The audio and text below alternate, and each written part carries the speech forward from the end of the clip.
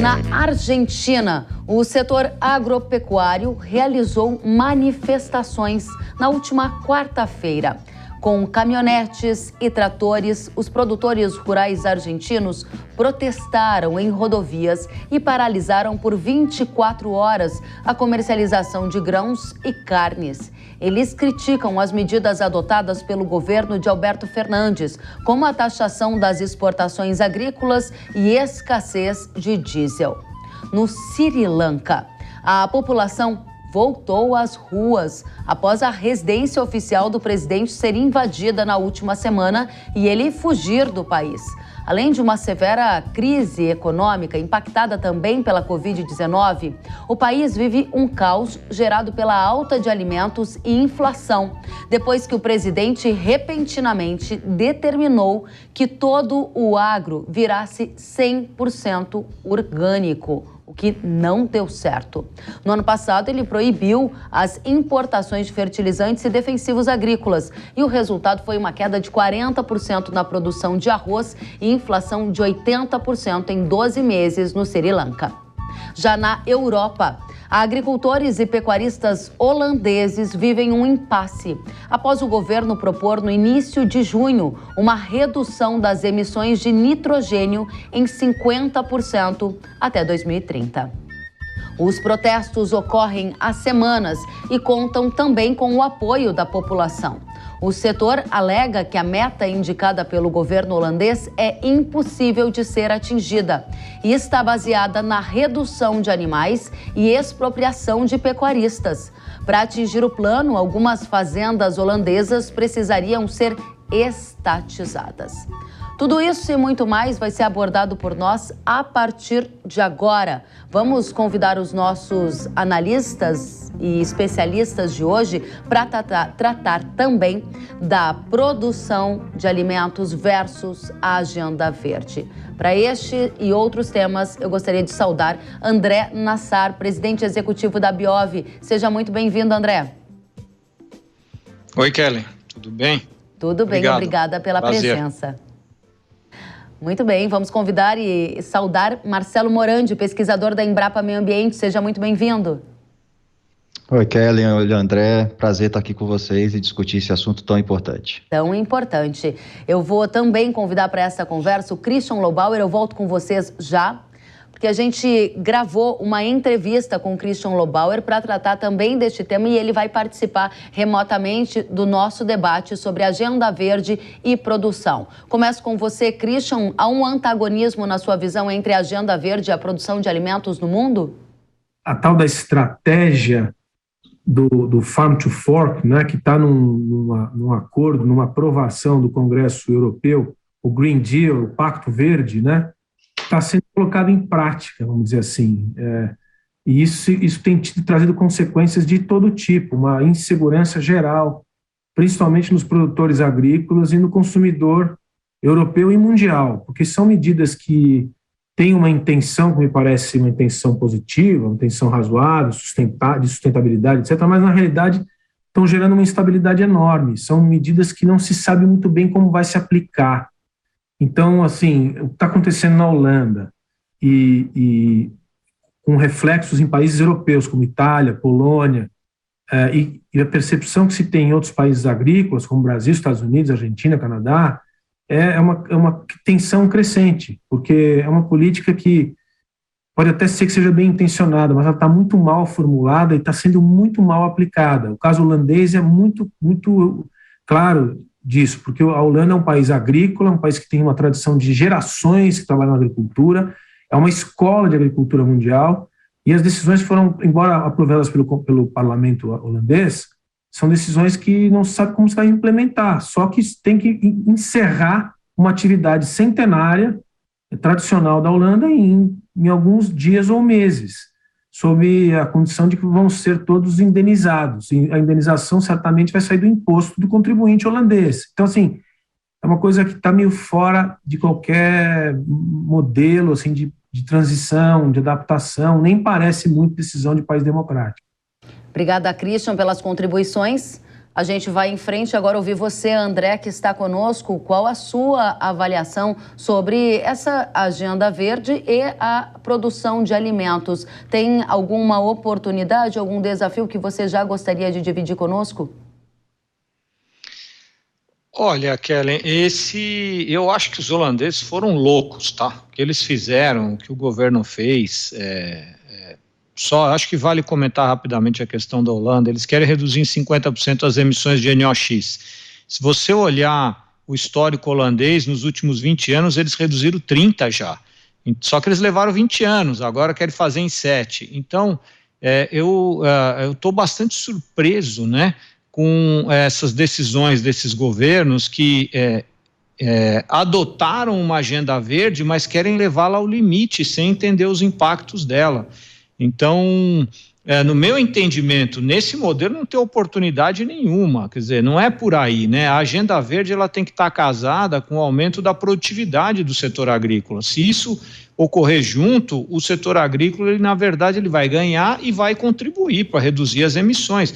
É isso que a gente tem que buscar, e o exemplo holandês foi o pior de todos, no meu entendimento. Assim, é uma imposição de um esforço sobre o setor que já ficou claro que o setor não consegue fazer. E isso vai acontecer com outros setores também. Então, eu estou mais surpreso com a irresponsabilidade dos governos, tá?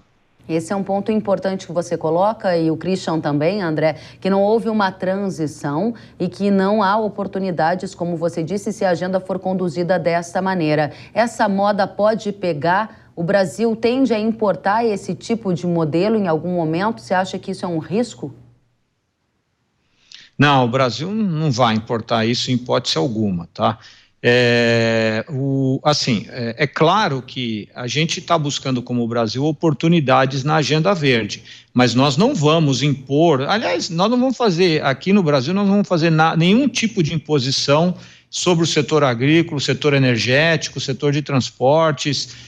Vai ser, aqui no Brasil, eu enxergo como uma transição muito mais lenta, né? E uma transição focada em pontos específicos que a gente pode discutir depois, que é você reduzir a emissão onde é mais rápido para reduzir, que é principalmente a questão do desmatamento, que é onde eu acho que a gente tem uma oportunidade muito grande. Mas nós não vamos mexer em setores econômicos, eu não acredito, e aí eu vou fazer uma fala mais forte. Nem governo de direita, nem governo de esquerda vão fazer isso. Muito bem, obrigada, André, pelas contribuições iniciais. Marcelo, como você na Embrapa e a sua especialidade no setor também na cobertura de meio ambiente tem visto essa situação no Sri Lanka, que chamou a atenção de muitos de nós, né? Um país que um governo tentou implementar uma agricultura 100% orgânica, sem uma transição, levou a um colapso econômico, o próprio presidente fugiu do país. A gente viu agora a situação da Holanda sendo comentada e vários protestos de agricultores ao redor do mundo. Qual é a sua visão? Qual é o termômetro da situação que nós estamos observando acontecer em diferentes países? Kelly, primeiro eu concordo com as posições que o André colocou, que o Christian trouxe também, né? E aqui eu acho que tem um ponto muito importante, né? A gente tem que falar aqui em transição e transição com responsabilidade, né? São dois casos bastante distintos, isso que aconteceu no Sri Lanka e o que está acontecendo na Europa.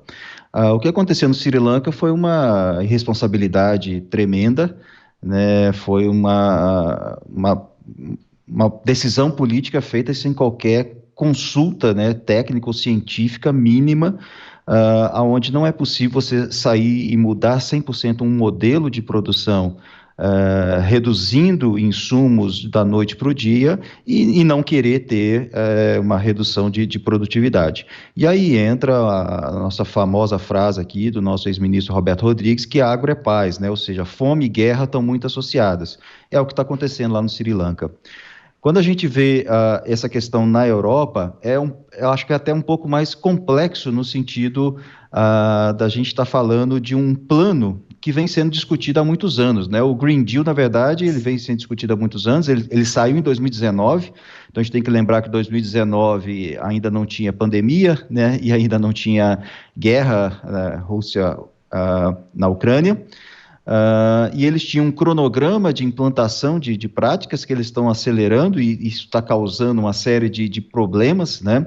E eles têm um foco muito forte, muito grande, na neutralidade das emissões até 2050, com esse Green Deal, e no caso do Farm to Fork, ou seja, aquilo que envolve a agricultura, eles trazem algumas conclusões que mostram que eles querem ser um padrão para o sistema global de produção de alimentos.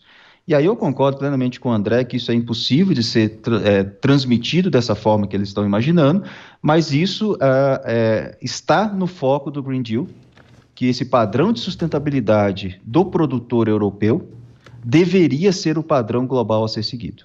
Aí a gente tem um monte de questões aqui que a gente precisa discutir, falar um pouquinho de ciência, de tecnologia, de transição, e depois terminar com a fala do André, que eu queria trazer um dado quando a gente está falando aqui de emissões versus desmatamento versus agro. Ótimo, então para eu não perder o ponto, que a gente vai participar para a discussão de desmatamento na sequência, eu gostaria só de saber se você acredita que esse modelo da Europa, ele deve ser um padrão para o restante do mundo, você falou sobre isso. E o segundo aspecto, você usou a palavra acelerar. Você disse que está havendo uma aceleração em relação à agenda do Green Deal, mesmo nesse contexto de guerra e pós-pandemia. Gostaria de 2 colocações suas sobre esses aspectos. Marcelo. Quando foi estabelecido o cronograma do Green Deal, o ano de 2022 e 2023 eram os anos das grandes decisões.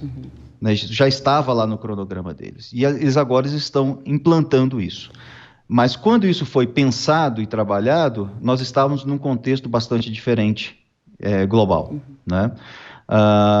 E eles mantiveram, né, esse processo de legislação, que o pacto é um grande acordão entre todos os países. E agora isso está virando lei. E cada passo desse vai trazendo obrigações para os países membros. Né? A Holanda está se antecipando a esse padrão, né, de já estabelecer essa redução, provavelmente por querer sair na frente ou querer ter alguma outra vantagem interna dentro do processo, né, de negociação para isso, e está forçando, né, esse processo. Tá? Mas já estava previsto dentro desse acordo que tivesse transições aqui entre 2022, 2023 até 2027, várias ações na área de fertilizantes, na área de pesticidas, na área de processamento de alimentos e várias outras questões nesse modelo. Excelente. Quanto a isso ser um modelo global, é impossível a gente ter um único modelo global de agro. Primeiro que a gente está falando de agriculturas muito distintas e muito diferentes. Né? A gente está falando em situações de alimentação e de produção de alimentos muito distintas entre países europeus, países do hemisfério norte e países tropicais ou países do hemisfério sul como o nosso.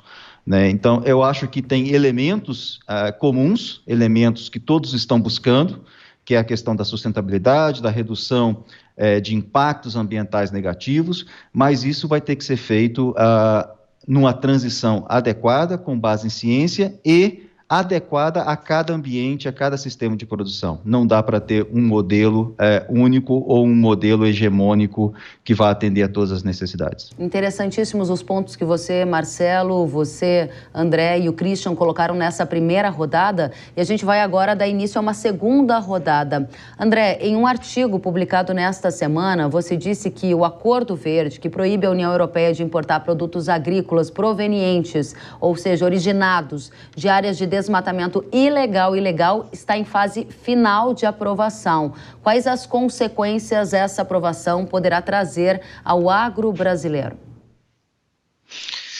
Bom, são 2 consequências, né? Uma é uma consequência mais prática, que traz impacto para os negócios, para as nossas cadeias, sobretudo dos produtos que estão incluídos na legislação, né? Que acho que os 3 mais importantes para nós, né? É a soja, a carne bovina e o café, né? Mas tem cacau, palma, tem outros produtos ali, madeira também, né? Então, assim, tem consequências nas cadeias de fornecimento para a Europa e vão ser necessárias adaptações para atender o que a Europa quer, tá? E tem uma segunda consequência, que eu vejo ela como uma consequência mais política, diplomática, né? que é essa questão de classificar países com alto, médio ou padrão e baixo risco, né? Porque, assim, a exigência das cadeias, ela é igual para quem exporta do Brasil, dos Estados Unidos, da Argentina, de qualquer país, né? Agora, na hora que você coloca que uma determinada região tem um risco elevado de desmatamento, você aumenta essas exigências para o setor privado. Então, você discrimina contra aquela região. Então, eu acho que, nesse sentido, o Brasil tem que ter uma postura muito forte de reciprocidade com o europeu, né, de dizer, olha, essa questão de classificar o país como alto risco não pode, porque senão eu vou te classificar também como alto risco de outras coisas, porque na Europa também tem alto risco, eles usam, por exemplo, são muito intensivos em energia fóssil, né? Então, nós temos que separar essas duas coisas. Claro que aqui na Biov, a nossa preocupação principal é como ajustar a nossa cadeia para atender o que o europeu quer, para não haver interrupção de comércio. Agora, hoje a gente acredita que esse ajuste vai resultar em aumento de custo para o europeu. E em contexto de guerra, tudo isso, não é uma boa ideia você gerar aumento de custo, porque você vê os holandeses lá como eles estão se manifestando, né? Então, assim, o Green Deal europeu vai impor aumento de custo em vários setores, inclusive nos alimentos que eles vão importar, tá?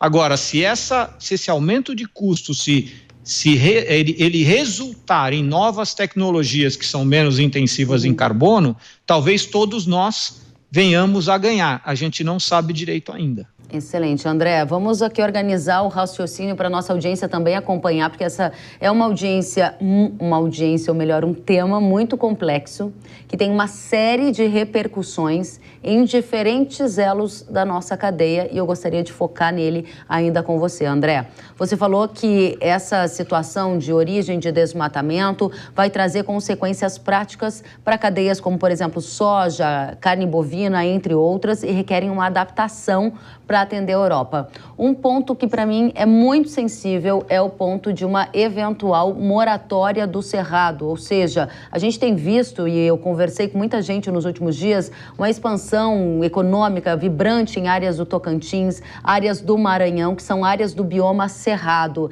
Esta abertura de novas áreas, o produto de lá não poderia ser mais originado para a Europa, porque a data de corte para receber produtos vindos de áreas de desmatamento é qual?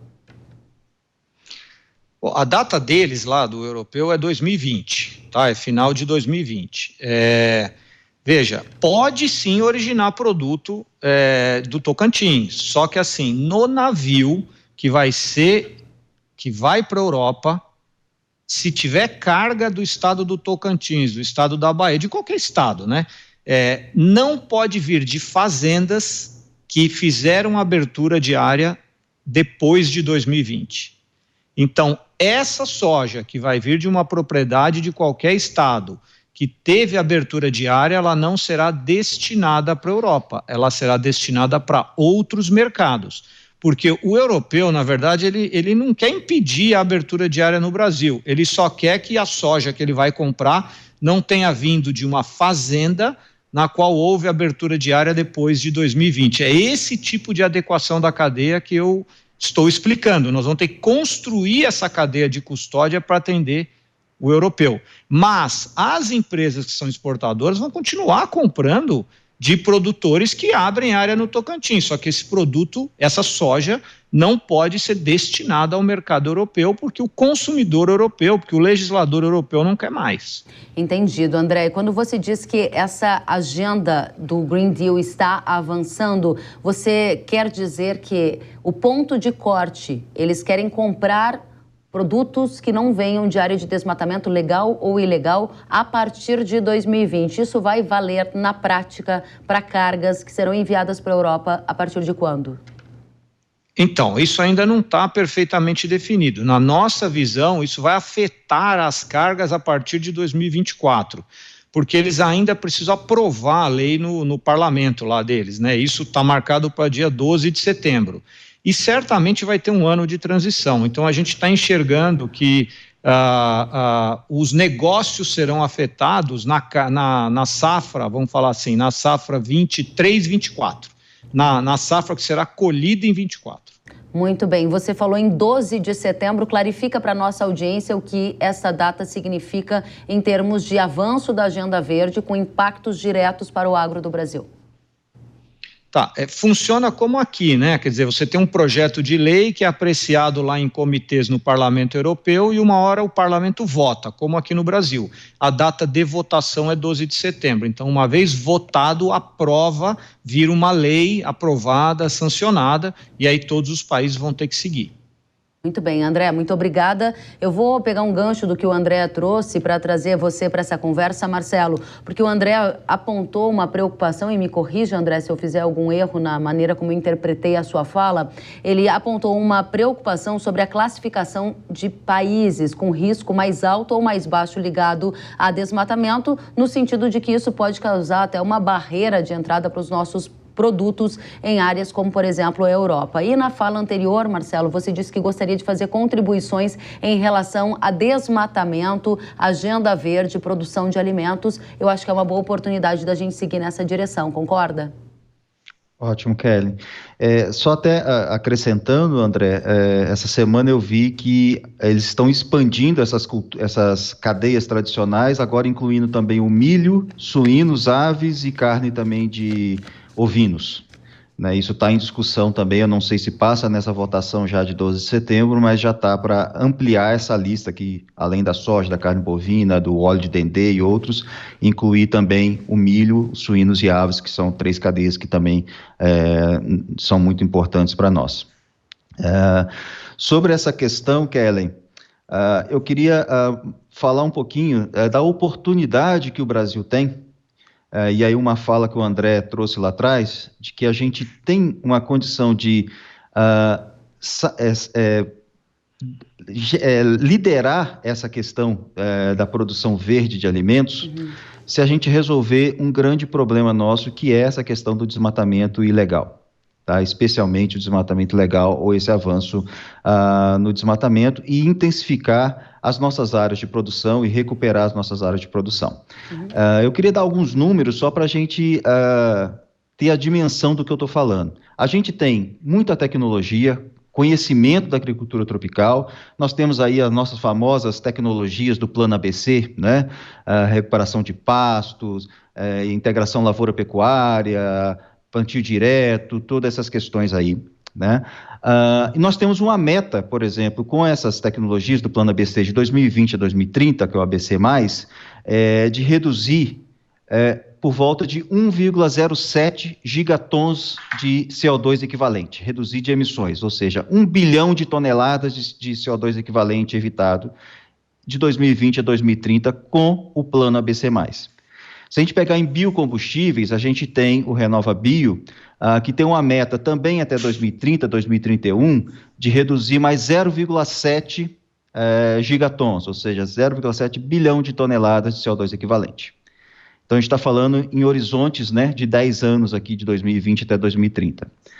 Se a gente pegar os dados de emissão de CO2 equivalente do desmatamento equivalente ao ano de 2020 no Brasil, são os dados do CEG que está lá, eles equivalem a 1 gigaton de emissões. Ou seja, em um ano de desmatamento ilegal, nós consumimos praticamente tudo aquilo que se espera do Plano ABC em 10 anos. Então, a gente tem um esforço muito grande nessa tecnologia, no desenvolvimento da tecnologia.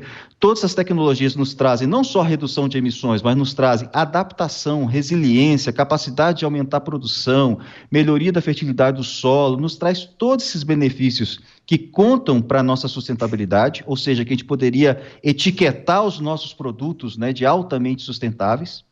Mas se a gente não resolver este outro problema, essa ilegalidade ou esse problema da expansão inadequada de áreas agrícolas, ou nem sempre agrícolas, na verdade, na maioria não sendo agrícolas, né, nesse problema do desmatamento, a gente joga essa conta toda para dentro do agro. Então, todo esse esforço tecnológico, esse esforço de avanço que a gente está fazendo, fica mascarado, né? Fica escondido por trás disso, e isso nos gera todos esses problemas comerciais e globais que o André nos trouxe aqui.